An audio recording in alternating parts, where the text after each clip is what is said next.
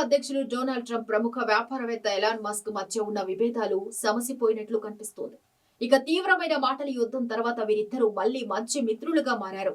Saudi Arabia యువరాజు Mohammed bin Salman కు white house లో ట్రంప్ ఇచ్చిన విందుకు మస్క్ హాజరు కావటమే ఇందుకు నిదర్శనం. ఈ కార్యక్రమంలో ట్రంప్ ఒకటి కాదు 3 సార్లు మస్క్ పేరును ప్రస్తావించి ప్రాధాన్యతనిచ్చారు.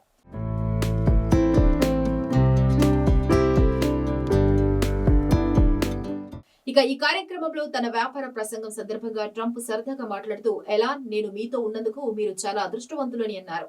అతను నాకు ఎప్పుడైనా సరిగ్గా కృతజ్ఞతలు చెప్పాడా అని కూడా చమత్కరించారు.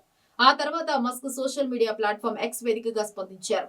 అమెరికాకు, ప్రపంచానికి మీరు చేసిన సేవలకు అధ్యక్షుడు ట్రంప్ కు ధన్యవాదాలు అని పేర్కొన్నారు.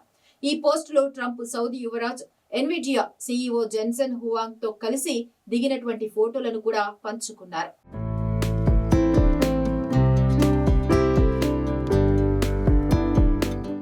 ఇక కొన్ని నెలల క్రితం వరకు ట్రంప్ ప్రభుత్వంలో Musk department of government efficiency విభాగానికి అధిపతిగా ఉన్నారు.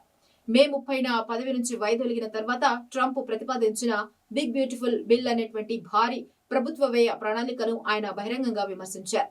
ఒకప్పుడు మస్క్ ను తన మొదటి మిత్రుడు అని పిలిచిన ట్రంప్ తో ఆయనకు దూరం పెరిగింది. ఈ నేపథ్యంలో ట్రంప్ తో కలిసి పనిచేసిన కాలాన్ని పురస్కరించుకొని మస్క్ మిత్రులు ఆస్టిన్ లో ఒక పెద్ద రీయూనియన్ పార్టీని ప్లాన్ చేస్తున్నట్లు న్యూయార్క్ టైమ్స్ తన కథనంలో పేర్కొంది.